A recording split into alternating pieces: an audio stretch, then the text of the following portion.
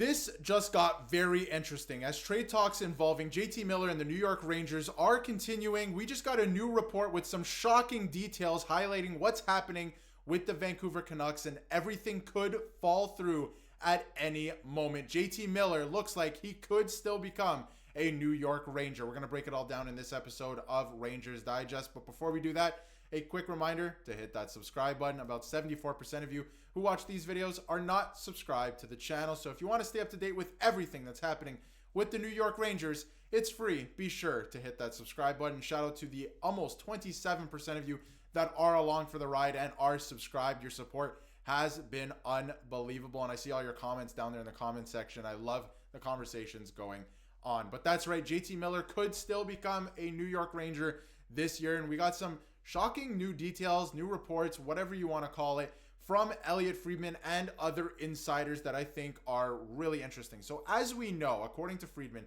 this was tweeted out last night. The Canucks were willing to do Chytil, a first-round pick, and a prospect for JT Miller with the New York Rangers. So things have changed a little bit in terms of what the package was.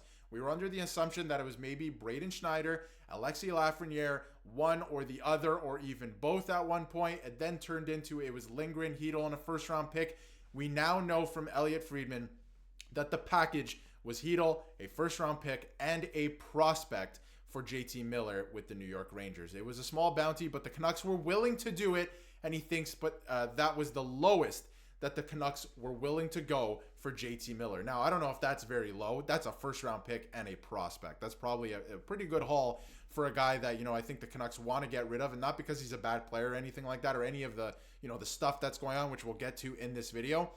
I think more so to just settle their team down, settle everything down, and get going and try and make the playoffs. But I think it's very interesting that is the lowest that the Canucks will go, because I think that's still a decent haul for them. I mean, Chytil's a great player when he's healthy, a fantastic player, one of the best play drivers that the Rangers have, a first-round pick and a prospect. That's pretty good. That's not bad. And, of course, this is all stemming from January 2nd when Nick Kypreos was saying that JT Miller has only one destination on his no-trade list, or that he wouldn't mind being traded to, and that is the New York Rangers. Obviously, we know that there's a couple other teams in the mix. We'll get to that in a second.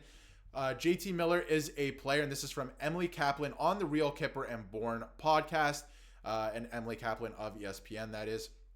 JT Miller is a player the New York Rangers really covet. Everything I hear about what Chris Drury wants to do to reshape his team, he's looking for a different identity. Meat and potatoes is a term that I've heard. So obviously wanting to do something pretty drastic with this team in adding, obviously, JT Miller to the mix, because we know what JT Miller brings to the table, right? Like, he's a dog on the puck. Like, he doesn't take, any bleep from anyone, right? Like, he wants to win. That's all that matters to him. And he wants to play for a team that, first of all, wants him and has, aspirations of being competitive, and everyone wants to work hard. And I think that there's a lot of guys on the Rangers that are like that, like Will Cooley, like Philip Chytil, right? Just to name a few. Braden Schneider, for example. Zach Jones, I think, is kind of like that. He wants to get back into games, right? So I think they have a lot of that mentality in the team, not the entire team, but I think there is a little bit of that. So I think that's probably why he wants to come here, and obviously to play in New York again. I think there's a lot of fan reaction to this one way or another. And we're still going to get into a pretty big report in terms of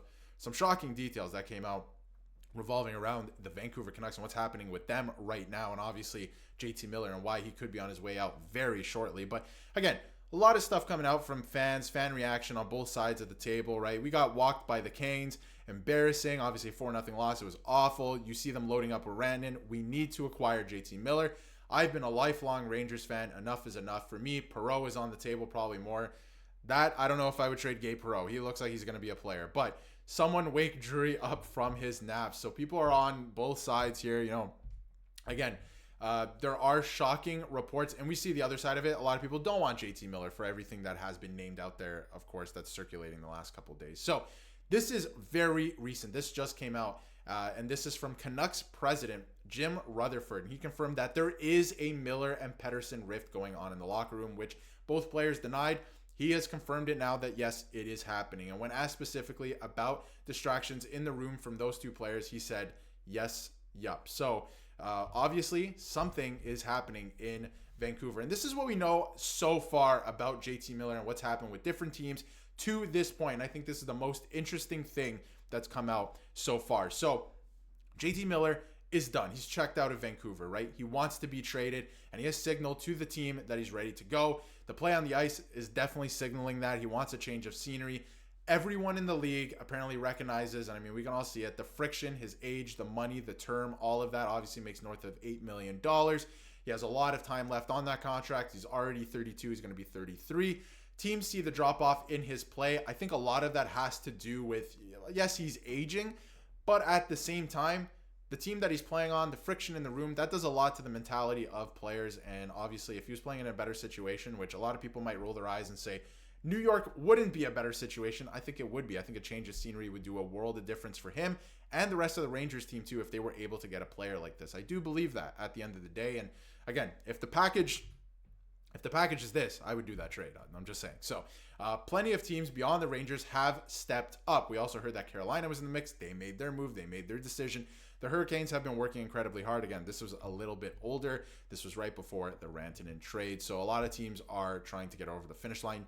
Outside of the Rangers, no one has done more work on the Miller file than the Carolina Hurricanes. They're out of the mix now, so it looks like it's only the New York Rangers at this point.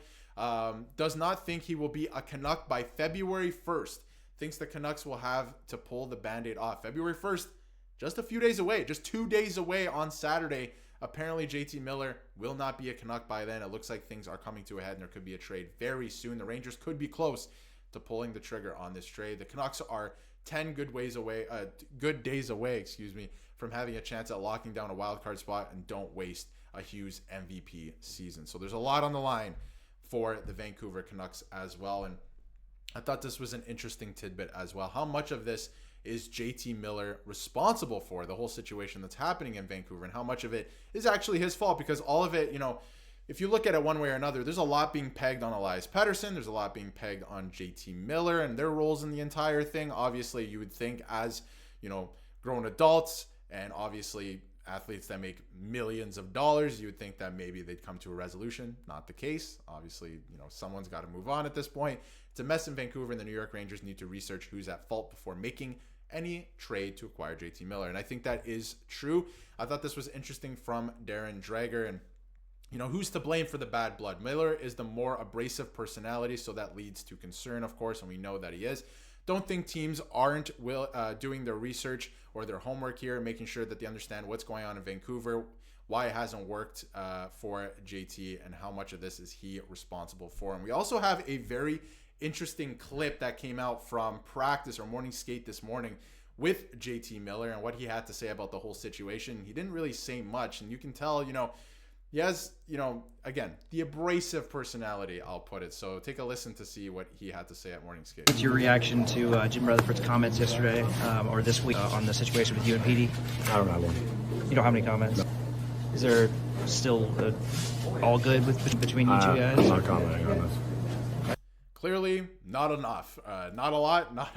Not a lot to say about the whole situation. Didn't want to. And I think that's okay. I know he doesn't want to draw more attention to it, and I think that's a good thing. So clearly trying to steer clear of that. And if you take a look at JT Miller's stats so far this season, I mean, still a pretty good player, right? He's putting up 34 points. And this is on a Vancouver Canucks team that's on the outside of the playoffs, looking in. He's getting older. All these factors, right? He plays in different situations. 17 minutes a night he's averaging this season.